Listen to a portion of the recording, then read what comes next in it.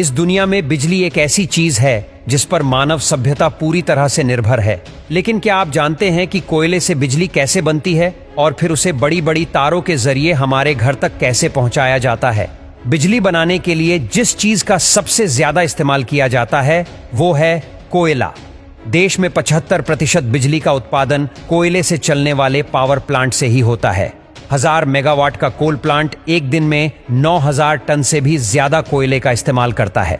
यानी कि अगर एक मालगाड़ी में 100 टन कोयले के 90 डिब्बे हैं, तो उस पूरी मालगाड़ी का इस्तेमाल एक ही दिन में हो जाएगा।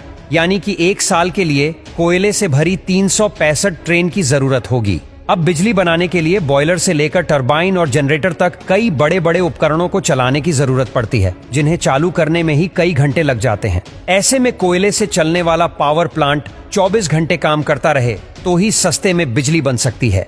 इसी वजह से प्लांट के बड़े हिस्से में सिर्फ कोयले का स्टोरेज बनाया जाता है, ताकि कभी कोयले की कमी ना आ सके। जब मालगाड़ियां पावर प्लांट्स के बेशकीमती खजाने यानी कोयले को लेकर प्लांट में पहुंचती है, तो एक एक करके सभी डिब्बों को अलग किया जाता है और पानी के फव्वारे के नीचे से गुजारा जाता है, जिससे कोयला थोड़ा गीला हो जाता है, ताकि जब आगे डिब्बों को पलटने की बारी आए तो डस्ट ना उड़े। अब गीले कोयले वाले उन सभी डिब्बों को बारी बारी से एक निर्धारित जगह पर लाया जाता है, जहां एक मशीन उन्हें उठाकर पूरा ही पलट देती है, जिससे उन डिब्बों का सारा कोयला कोल यार्ड में नीचे लगातार घूम रहे कन्वेयर बेल्ट पर गिरता रहता है। अब इस कोयले को फिर से कन्वेयर बेल्ट की मदद से जरूरत के अनुसार बाउल मशीन में भेजा जाता है, जो इन छोटे मोटे पत्थरों के रूप में एक दूसरे से चिपके कोयले को क्रश करके पाउडर का रूप दे देती है। इसके बाद इस ब्लैक पाउडर को कन्वेयर बेल्ट के जरिए ही विशालकाय बॉयलर में भेजा जाता है, जहां यह कोयला तुरंत आग पकड़ लेता है। अब पूरी तरह से जलने के बाद कोयले की जो भारी राख होती है वो नीचे गिर जाती है और जो हल्की राख होती है वो ऊपर उठती है। इस राख को फ्लाई ऐश कहा जाता है और इसे चिमनी के जरिए फिल्टर करके वातावरण में छोड़ दिया जाता है। अब कोयला जलने की वजह से जो आग बनी थी वो बॉयलर से होते हुए उस क्षेत्र में पहुंच जाती है जहां काफी ज्यादा वाटर ट्यूब्स होती है, जिनमें पानी भरा रहता है।